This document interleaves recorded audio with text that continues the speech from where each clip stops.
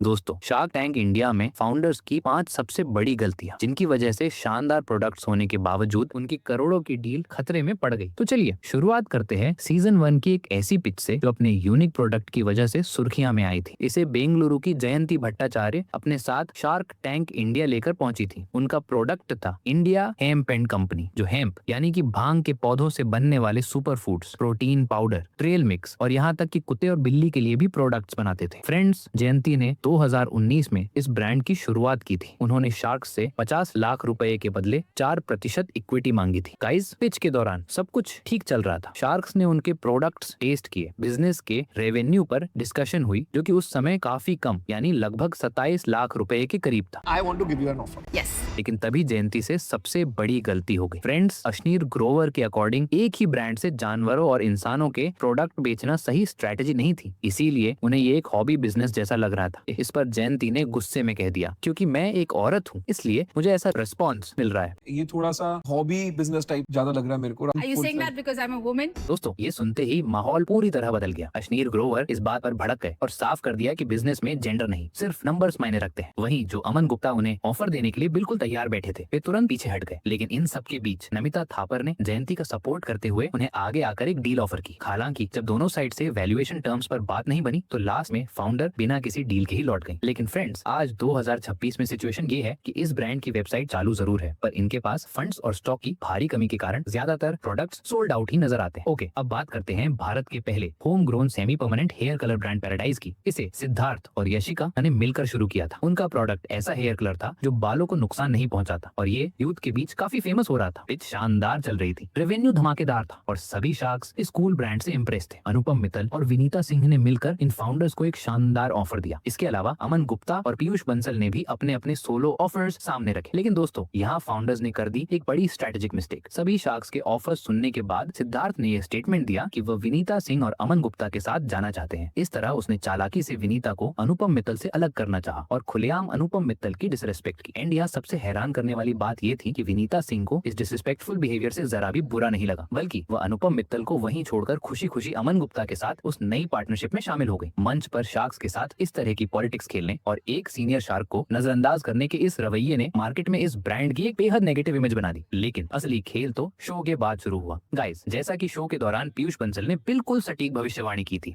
There will be competition. It is no way sugar will not enter this category. वही हुआ। विनीता सिंह ने इन founders के साथ जुड़कर पूरा बिजनेस मॉडल सीख लिया और बाद में अपना प्रीमियम वेंचर शुगर इलीट भी लॉन्च कर दिया, जिसमें हेयर कलर्स भी शामिल थे। इस तरह फाउंडर्स ने शार्क टैंक पर शॉर्ट टर्म प्रॉफिट के चक्कर में खुद अपने हाथों से अपने सबसे बड़े कॉम्पिटिटर को रास्ता दिखा दिया। फ्रेंड्स, अगले केस में चंडीगढ़ से आए इन फाउंडर्स ने जो किया उसे देखकर आप अपना सिर पीट लेंगे। नितिन सलूजा, वरिंदर और रूबल लेकर आए थे 80 वॉश, एक ऐसी मशीन जो बिना पानी और डिटर्जेंट के सिर्फ 80 सेकंड्स में कपड़े धोने का क्लेम करती थी। ये मशीनें मेनली हॉस्पिटल्स, होटल्स और सैलून जैसी जगहों के लिए बनाई गई थी, जहां कपड़ों का वॉल्यूम बहुत ज्यादा होता है। इन्होंने 1 करोड़ रुपए के बदले 2.5% इक्विटी की डिमांड की थी। फाउंडर्स ने स्टेज पर आकर बड़े बड़े क्लेम किए कि यह मशीन पानी बचाती है और चुटकियों में दाग साफ कर देती है। शार्क्स ने कहा कि चलो डेमो देख लेते। यहीं पर हुई सबसे बड़ी गलती। फाउंडर्स ने खुद शार्क विनीता सिंह को कहा कि वो आए और टॉवल पर अपनी कॉफी गिराकर मशीन में धोकर देख लें। उन्होंने खुद अपने पैर पर कुल्हाड़ी मार ली। एंड फ्रेंड्स, जब मशीन में ट्रायल हुआ तो 80 सेकंड क्या 2.5 मिनट बाद भी कॉफी का दाग से मस नहीं हुआ, बल्कि दाग और फैल गया। जैसे ही शार्क्स ने मशीन की असलियत देखी तो पता चला कि ये कोई हाईटेक मैजिक मशीन नहीं, बल्कि महज पानी उबालने का डिब्बा है।